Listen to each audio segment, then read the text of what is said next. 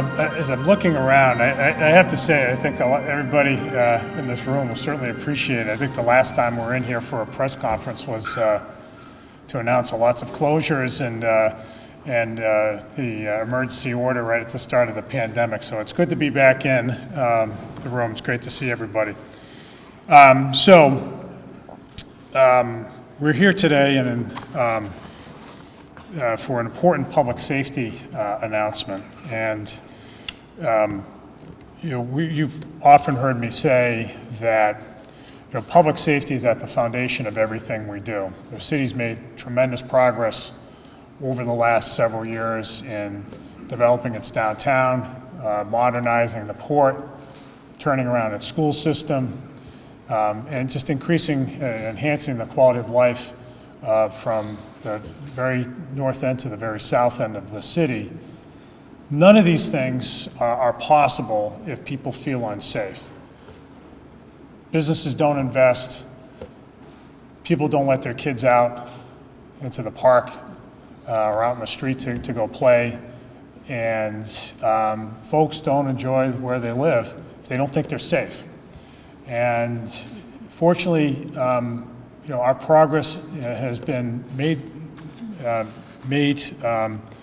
real and possible because we've had a police department that is high functioning, that is competent in all the areas that you'd expect an urban police department to be competent, but also is really attuned to the city, the life of the city. And so it's no wonder why we've had really substantial progress in the last several years. In the last 6 years, roughly, the city has seen a 40% drop in violent crime, which matches up really with any American city these days, and including in the pandemic year in 2020, when so many American cities were seeing a real sharp spike in violent crime. We didn't see that here in New Bedford. And property crimes, likewise, have dropped precipitously along in the same time period. So we have a really strong foundation in the police department, and we're really at sort of an inflection point, right? So we have the retirement of Chief Cordero, who was at the helm for 5 years, who left behind a really strong record of success in increasing public safety and helping manage some of the civil unrest that we had, the protests, which did not become, I should correct myself, which did not become civil unrest. And we're at a point now in America where policing is changing, where there's a broader recognition that not every public emergency warrants a police response, where we are understanding more about the needs around police training, where there's a greater understanding around use of force. In this past year, for example, we addressed in earnest the use of force policies in the department, among other measures to change policies. So we're at once building on a very strong foundation in the department, and at the same time changing with the times. And that's what effective police departments do. It's really important too, I would add, that to emphasize that policing is a noble profession. And I say that, and that might strike some as stating the obvious, but I think it's necessary these days to remind people just how difficult the work of policing is. Cities are complex. Our city of 100,000 is a complex place, and you need police officers at every level to be able to understand where people are coming from, to know the law, to know, to be able to police even-handedly, and to have a department that commands the trust of the public. And that's really what effective policing is founded on. It's about trust and legitimacy.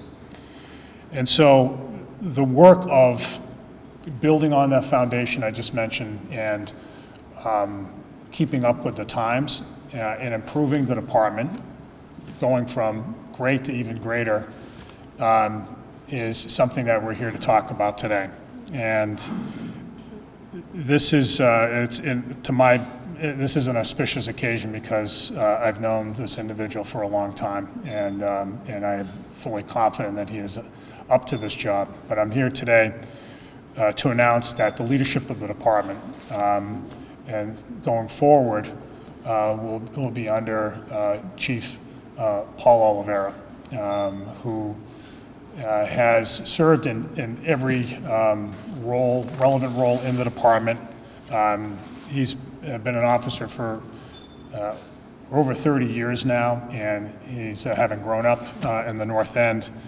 And he started off actually just under 30 years, right? 1992.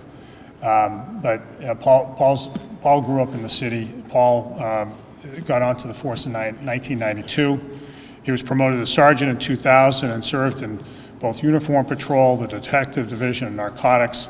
He was promoted to the rank of lieutenant in 2007 and served as the commander of the professional standards division, which is in New Bedford is the internal affairs division, and then later as the commander of the narcotics division. And professional standards, this is a really key position. It's not entrusted to just anybody.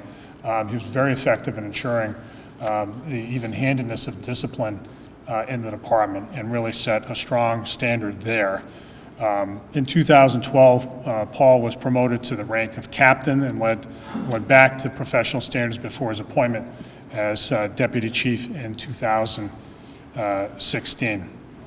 Paul holds a bachelor's degree in criminal justice from UMass Dartmouth and a master's degree in criminal justice from Anna Maria College. He also graduated from the Police Executive Research Forum's Senior Management Institute.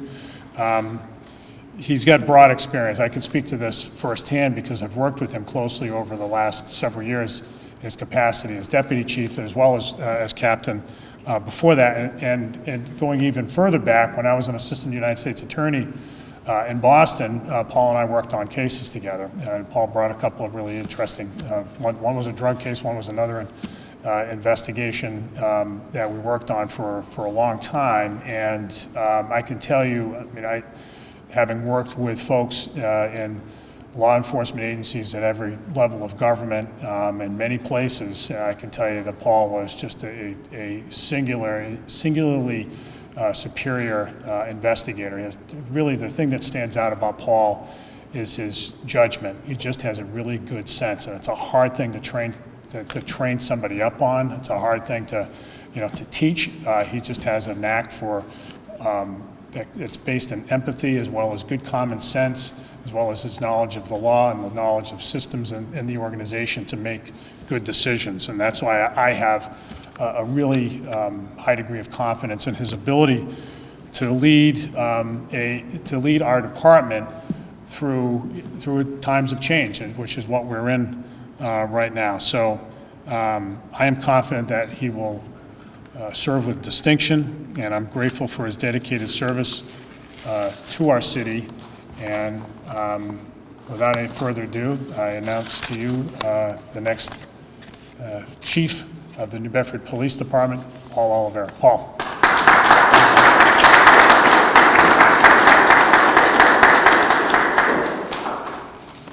Good afternoon. I'd like to first thank Mayor Mitchell for your encouraging words and this opportunity.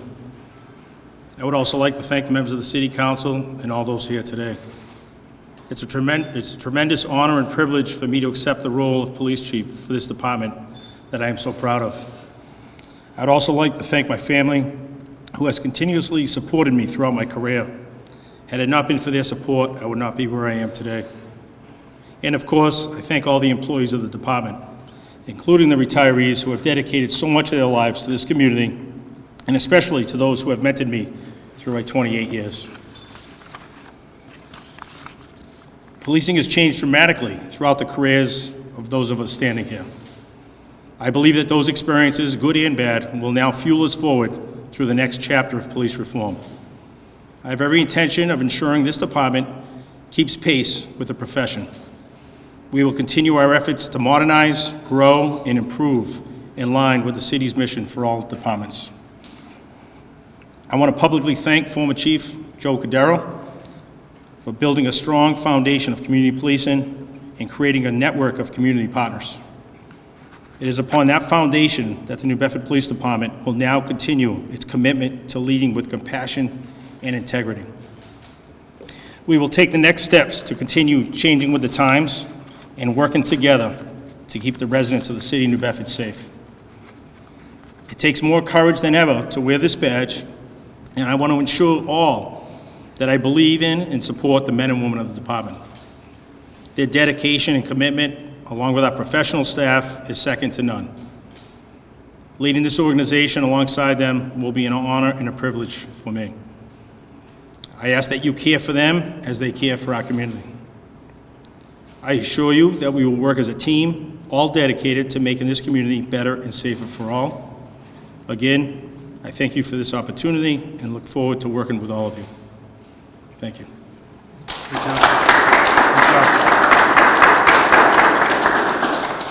All right, I'll open it up for questions. Not all at once, guys. Chief, what would you say are your top priorities coming in? Since you've been here you grew up here, you know the city very well. The top priorities for me right now is really just building on the great foundation that's already been built within the department. I think this is a great department, but I believe that as any big organization, there's always room for improvement. So it's really working with the men and women of the department, all employees of the department, to just make it even a better and stronger department, and then obviously working with all our stakeholders within the community and strengthening and bonding with all of our community partners to build community trust. All right, anybody else? How have the last 2 years changed how you think about policing? Well, the Step department, up. sure. The department's, as we know, policing has changed really throughout the 28 years, but probably for the last couple of years has been the most significant change. But like anything else with change, there's always good and bad. But, we'll continue to focus on the positive, and we'll work to keep the department in line with police reform. Whatever comes our way, we'll work to keep this department at the forefront of all police reform. Any reforms in particular you're thinking of? Not in particular. As we know, there's been a lot of discussions of a lot of different reforms in front of the House and legislature. And we'll just take it as it comes down and implement it into the department if it's not already in place. One of the things I neglected to mention in my introduction was that Paul served on the mayor's task force reviewing use of force policies recently. So I mean, that's obviously a whole set of reforms that are about to be implemented. Right? Yes, sir. Mayor, I'm question for you. Yep. How many applicants do you look through and what ultimately led to it? Yeah, so I mean, good question, Kelly. So there were times when it makes sense for me in hiring a department head, regardless of the department, to do an outside search and which can take some time. There were other occasions where you have somebody who's a number two in the department or very senior in the department, who's ready to take on the position. And in those instances, it's in my experience, it makes sense to elevate that person to the head position because there is especially in the police department, but it's true in other departments, but especially so in the police department, there is a learning curve, and if you have somebody in place that you trust, who's got all the relevant competency, all the relevant skills, it makes sense to elevate that person. Last time with Joe Cadero, I think a number of you will remember, we had a broader search because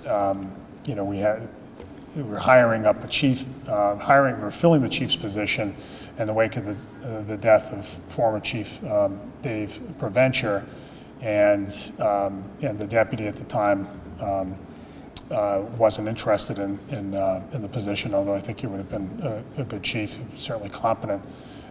So we opened it up more broadly. So it depends on circumstances, and so this was one of these instances where we had somebody in the number two position who was fully capable of ascending to the number one position.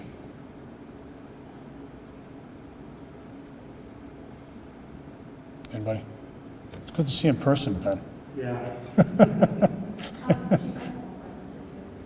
Thank you. Hiring officer, I'm continuing from about the police departments, nationwide, an issue hiring more officers right now. So what would your take be on that? How are you going to try to recruit more? Yeah, so that's actually in the forefront and conversations that I've been having with the deputy and also with the mayor as far as recruitment, but we will be putting on a full court press.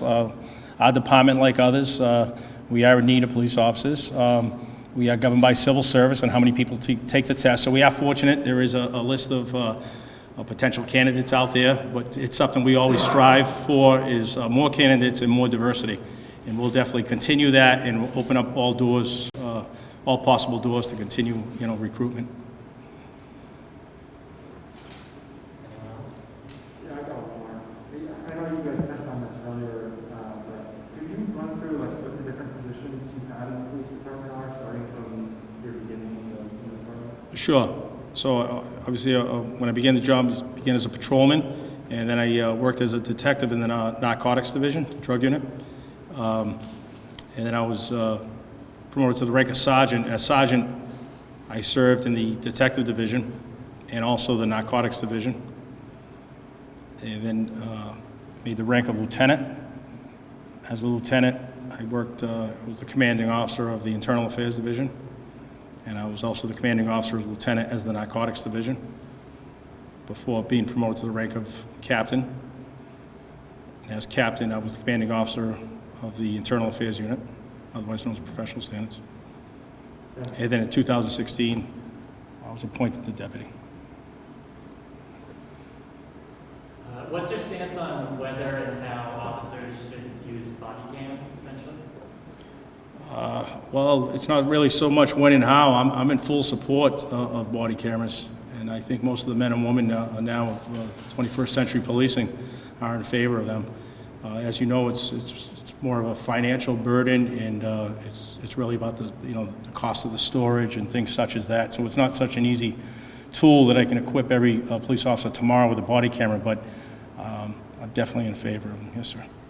Yeah, I mean, it's a financial, ultimately, it's really a financial question for the city. I think there's a broad consensus that body cameras would be beneficial. In fact, I think for the members of the media who also cover affairs in Rhode Island, I think today, correct me if I'm wrong, the legislature, or maybe it was the governor, proposed a way of paying for body cameras for all police departments in Rhode Island. So we would welcome that in Massachusetts. It's just, it so happens that it's it's pretty expensive, not just the equipment itself, but the maintenance and the, especially the maintenance of the data. It becomes very costly, especially when all the reporters file their FOIA requests, and then yeah, there'll be more FOIA requests when there's video footage, right? Therein lies therein lies probably the biggest cost. All right. Well, thank you. Congratulations, Paul. Thank you, man. Yeah, thank you.